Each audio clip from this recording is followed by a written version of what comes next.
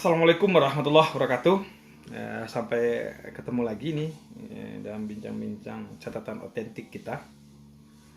Jadi kali ini yang perlu kita soroti adalah ada beberapa faktor. Yang pertama adalah kondisi bangsa yang sedang dalam krisis kesehatan ini, kemudian ancaman krisis ekonomi. Pada video yang lalu saya pernah sampaikan politik itu penting, tapi keselamatan rakyat jauh lebih penting.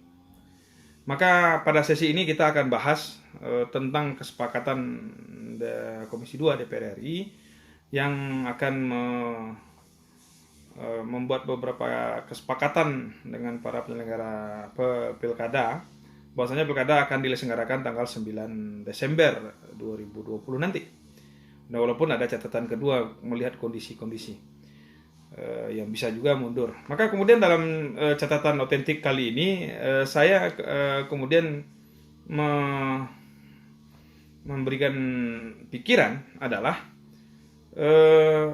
ada beberapa faktor kondisi sosial, kemudian kondisi ekonomi, kemudian kondisi politik yang harus kita pikirkan. Faktanya adalah beberapa kepala daerah kita, lebih kurang 270 kepala daerah, kemudian akan berakhir pada jabatan pada bulan Februari 2021 nanti. Yang menarik kita adalah bagaimana kalau kemudian hari ini kita usulkan, karena ada kondisi politik, ekonomi terutama, kemudian ada wabah, perlu dipikirkan kembali pemilihan kepala daerah ini dikembalikan kepada pemilihan tidak langsung atau pemilihan lewat DPRD. Kenapa saya sampaikan demikian?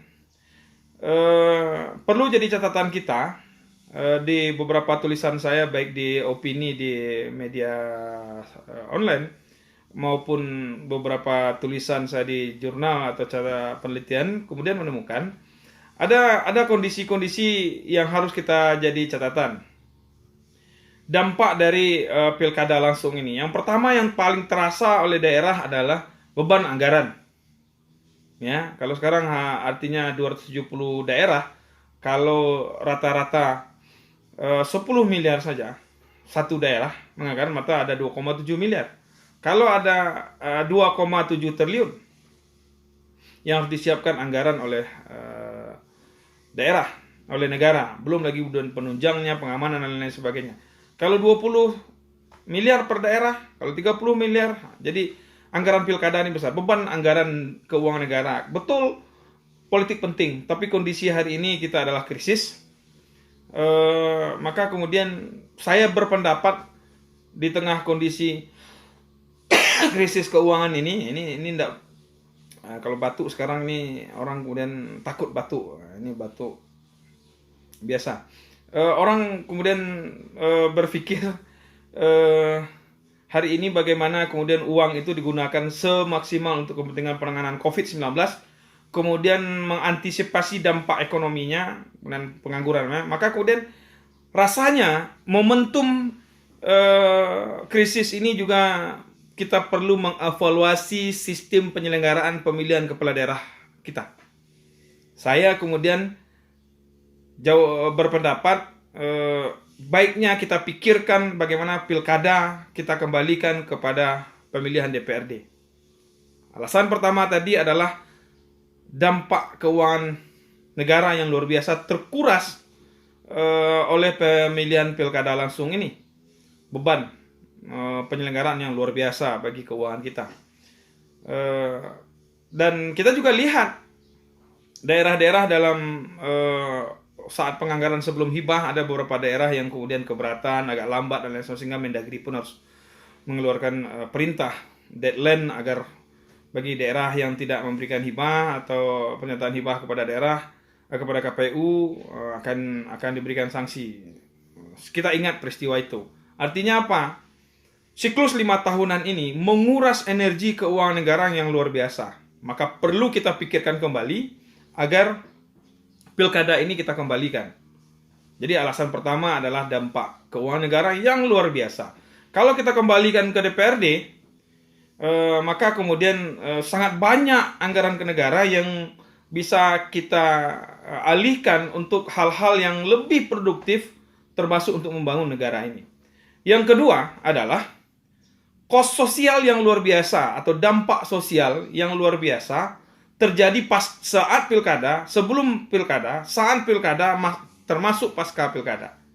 Kita lihat beberapa daerah, beberapa proses pilkada yang kemudian menimbulkan kericuhan sosial, yang menimbulkan keributan sosial. Kita juga bisa melihat dampak-dampak hubungan keharmonisan sebagai warga negara, keharmonisan sebagai sebuah warga, sebagai keluarga, sebagai satu daerah terganggu gara-gara kontestasi politik siklus 5 tahunan ini. Walaupun pilkada sudah selesai, tetapi kemudian harus kita akui, riak-riak, kemudian sekat-sekat psikologis yang dialami oleh masyarakat masih terjadi. Maka malah di beberapa daerah ada yang sampai main bakar-bakaran, kemudian ada beberapa daerah yang kemudian sampai chaos, sampai berkelahi, sampai kemudian ada yang menimbulkan korban walaupun luka-luka dan lain sebagainya. Ini menjadi catatan penting bagi kita. Dari dampak sosial yang terjadi hari ini, yang terjadi beberapa waktu lalu, tidak semua kontestan siap menerima kekalahan. Saya pernah mengalami maju pilkada pemilihan wali kota Payakumbuh, kota Payakumbuh, Sumatera Barat. Kalah, selesai. Saya ucapkan selamat, selesai. Kemudian pendukung saya kumpulkan, saya katakan kita sudah berjuang maksimal, hasilnya sudah ditentukan, kemudian rakyat sudah memilih, maka pilihan rakyat harus kita hargai. Kemudian jam 5 sore saat pemilihan saya langsung telepon, langsung hubungi, menurut data yang menang saya ucapkan selamat, udah selesai. Artinya apa? Apakah kemudian semua orang melakukan hal yang sama? Walaupun kemudian ada gugatan ke MK dan lain-lain sebagainya, itu sebagai hak konstitusional yang dijamin oleh konstitusi, silakan. Tetapi setelah pun kalah gugatan ke Mahkamah Konstitusi masih ada riak dan lain-lain sebagainya. Ini yang perlu kita pikirkan. Bagaimana kemudian masyarakat selesai pilkada selesai. Maka lebih baik kita pikirkan pilkada ini kita kembalikan ke DPRD. Biayanya lebih kecil, dampak sosialnya lebih kecil. Riak-riak di tengah masyarakat akan tidak muncul begitu masif atau begitu luar biasa karena hanya dipilih oleh 25 atau 100 anggota DPRD. Ini perlu kita pikirkan. Walaupun kemudian akan ada yang bertanya, kita akan jauh mundur, ya, kita akan jauh mundur karena kita sudah maju reformasi pemilihan langsung, kemudian kita akan mundur. Saya mengatakan tidak juga. Kalau kemudian ada yang mengatakan mundur, juga tidak juga. Kenapa? Secara konstitusi itu mengatur Undang-Undang Dasar 1945, perubahan kedua kemudian mengatur pasal 18B, pasal 18 ayat 4 kemudian mengatakan gubernur, bupati dan wali kota masing-masing sebagai kepala daerah, provinsi, kabupaten, masing-masing ada sebagai kepala pemerintahan daerah, provinsi, kabupaten, dan kota dipilih secara demokratis. Dan kita tahu bahwasanya teori politik kemudian mengatakan demokratis itu tidak mesti pemilihan langsung. Tidak pemilihan langsung pun lewat sistem representasi atau perwakilan pun dianggap demokratis selama cara-cara pemilihan tidak langsung itu dilakukan tanpa ada suap, ada sogok, ada kolusi, ada nepotisme. Maka kemudian sah saja secara konstitusi. Konstitusi Undang-Undang Dasar 1945 pasal 18 ayat 4 itu membuka ruang pemilihan secara demokratis. Dan secara ilmu pengetahuan, ilmu politik, dan ilmu ketatanegaraan kita tahu, demokratis itu tidak langsung pun dianggap adalah sebuah pemilihan yang demokratis. Di mana kemudian dianggap kita mundur, betul gitu lewat DPRD, kemudian di pemilihan langsung, kemudian kan. Jadi betul lewat DPRD itu ada plus minusnya. Tapi yang perlu jadi catatan kita, pemilihan langsung pun ada plus minusnya. Sekarang kita ribut misalnya dengan pemilihan langsung, ada oligarki politik. ada dinasti politik.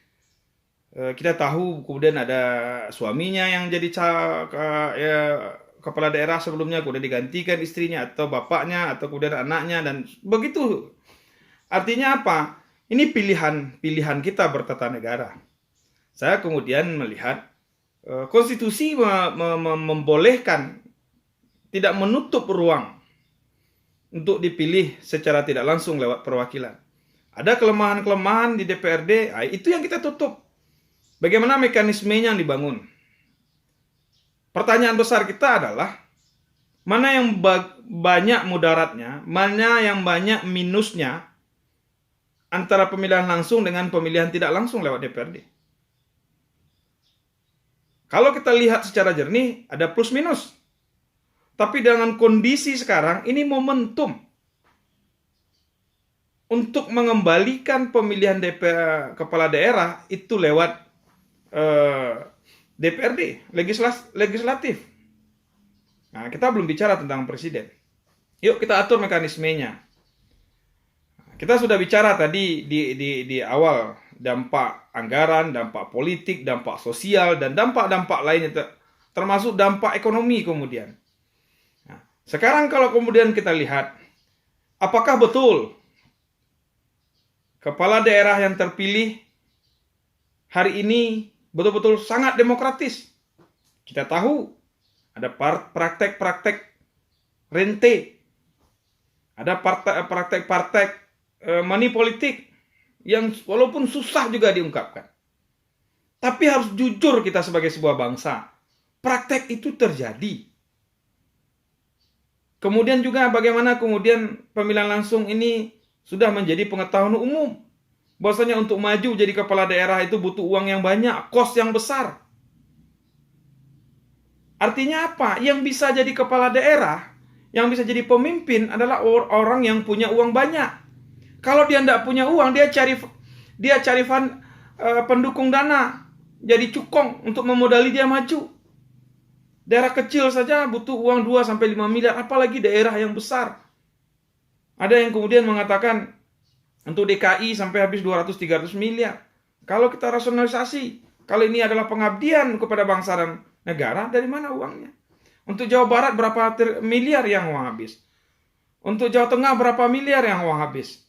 Maka kemudian saya juga baca untuk dapat informasi untuk apa saja, untuk saksi saja dia harus mengeluarkan uang miliaran rupiah.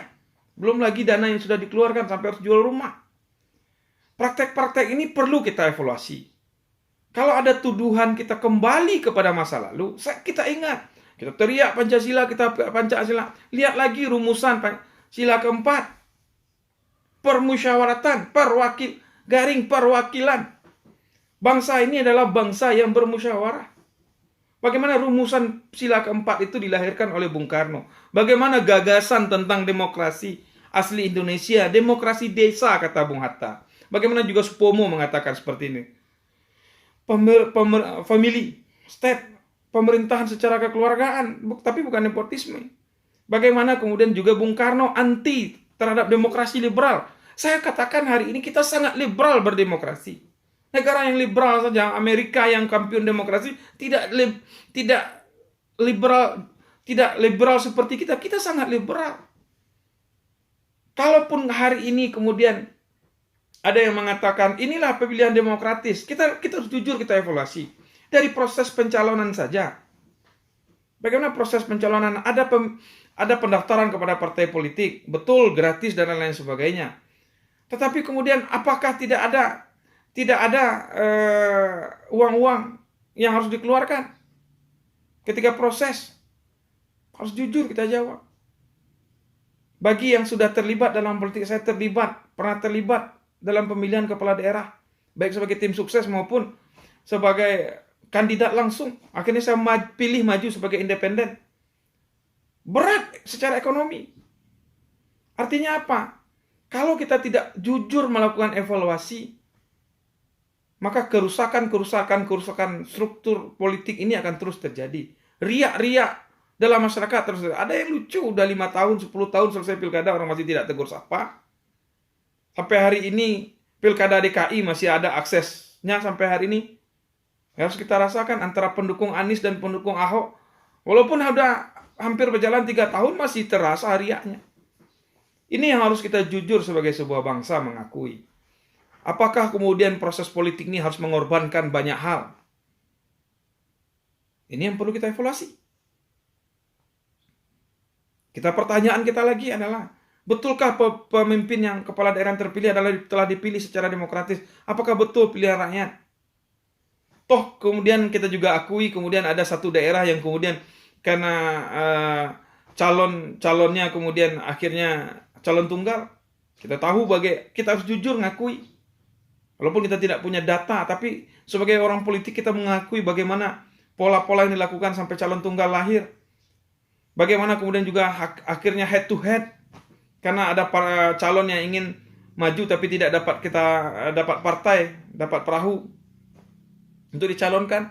Padahal calon ini adalah calon yang kompeten. Tetapi karena dia tidak punya sumber dana, akses politik, dia tidak bisa calon. Entar rakyat mungkin dia pengen dia maju sebagai kepala daerah.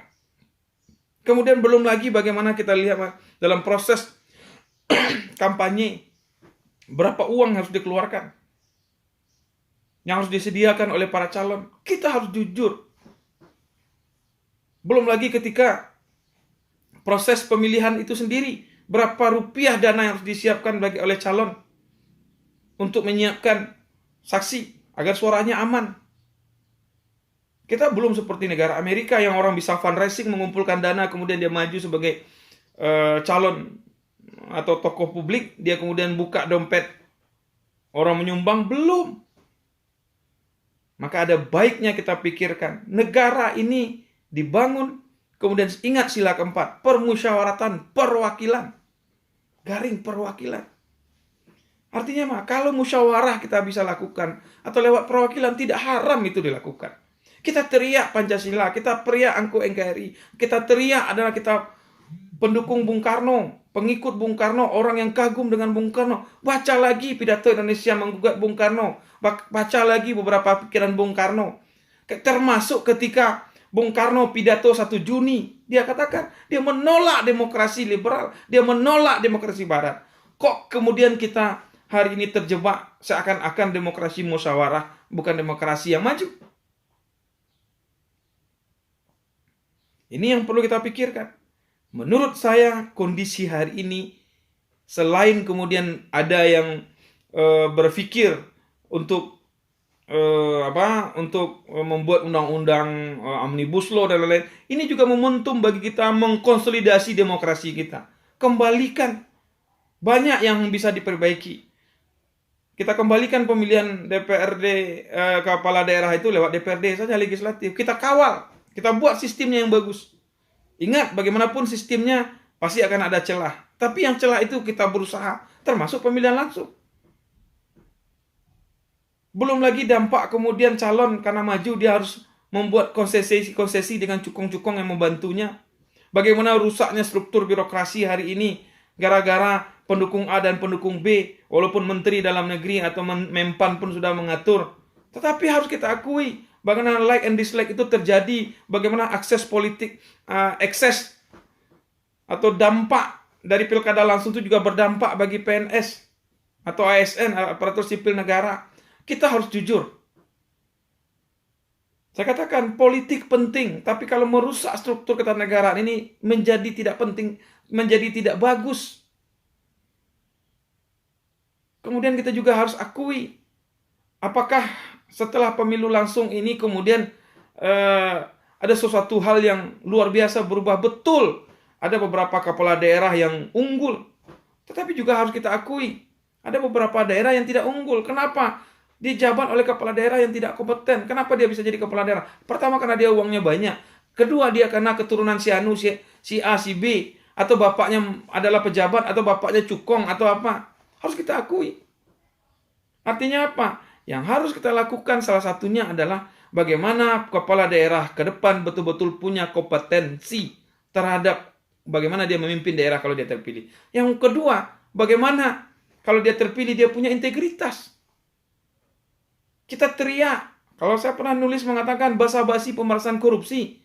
Kalau kemudian sistem pemilu tidak dirubah, sistem pemilihan tidak dirubah. Kenapa? Karena uang yang dikeluarkan bagi calon yang terpilih maupun yang tidak terpilih sangat besar. Kita selalu muaranya orang tertangkap korupsi, tetapi hulunya tidak kita benahi.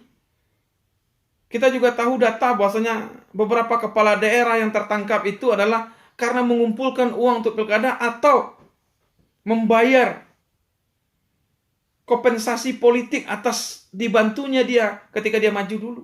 Kita tahu bagaimana kepala daerah tertangkap karena mengumpulkan rente untuk persiapan maju atau mengembalikan uang ketika dia sudah maju. Baiklah, kita pikir sebagai sebuah bangsa agar ada hal-hal yang lain yang bisa kita lakukan. Kita ribut setiap tahun mulai dari pilkada, pileg. Hari ini bangsa ini habis bicara politik tapi lupa membangun bagaimana mengkonsolidasi kekuatan ekonomi, konsolidasi kekuatan masyarakat. Rasa berbangsa kita mulai terganggu. Hari-hari habis dari bicara-bicara politik. Hari-hari habis bicara tentang konflik politik. Hari-hari bicara tentang pemilihan. Yuk, momentum hari ini mari kita pikirkan. Bagaimana kemudian demokrasi itu juga tidak dimaknai harus hanya dipilih langsung. Tidak dipilih langsung pun juga demokrasi. Konstitusi menjamin kok, pasal 18 ayat 4 perubahan kedua menjamin kok. Boleh kok. Apakah kita mundur? Tidak juga menurut saya.